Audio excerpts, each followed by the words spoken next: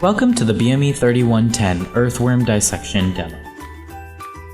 Once you have obtained and rinsed off an earthworm, you will place it in 15% ethanol solution to anesthetize it. Leave it in the ethanol for about 5 minutes, or until there is no visible movement.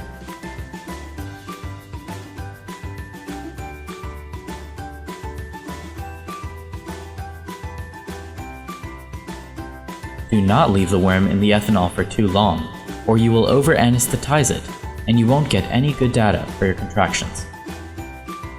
Once you take out the worm, you will lay it dorsal side up.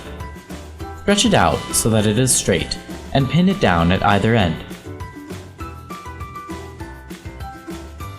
Using the rat tooth forceps, carefully lift up just the skin below the clitellum, and make an incision with the scissors, being mindful of not damaging any innards or the intestine. Using the scissors, carefully cut down the worm's skin towards and past the clitellum, exposing the internal organs of the worm. You will have to cut away the septum and other connective tissues or structures to effectively open up the worm.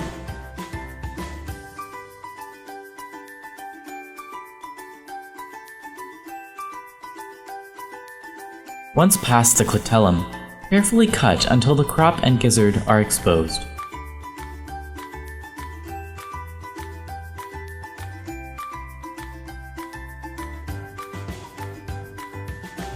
Throughout the experiment, make sure to keep the worm well hydrated with Ringer's solution.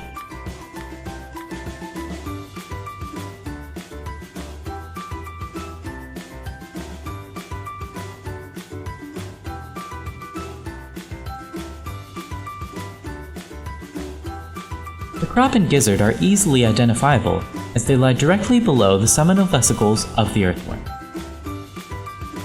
Using the probe and a sharp pin, cut away the septa and connective tissues that are holding the crop and gizzard in place. Remember, be careful not to puncture the crop or the gizzard and to only cut away connective tissues on the outside structure.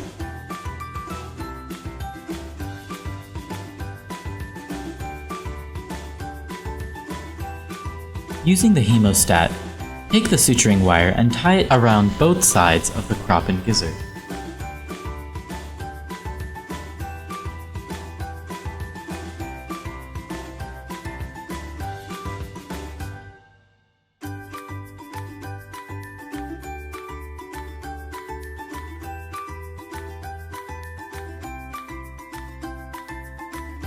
Cut the intestine on either side of the suturing string so that you can remove the crop and gizzard from the rest of the worm.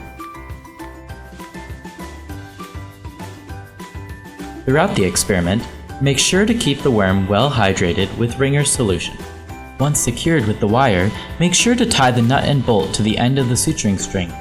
Make it long enough so it doesn't come into contact with the crop and gizzard, but short enough so that it can fit at the bottom of the earthworm syringe bath and allow the crop and gizzard to rest comfortably near the middle of the bath in the Ringer's solution. Carefully lower the crop and gizzard along with the nut and bolt into the earthworm bath. Be careful not to place all the tension of the nut and bolt onto the crop and gizzard, otherwise you will stress it out to the point where it will die. Now, you can attach the suturing string at the other end of the crop and gizzard to the force transducer. Using the tension adjuster, you can ensure that the crop and gizzard are under enough tension so that you can observe the contractions, but not under too much tension as to destroy the tissue. Now, you're ready to collect data and watch as the crop and gizzard contract.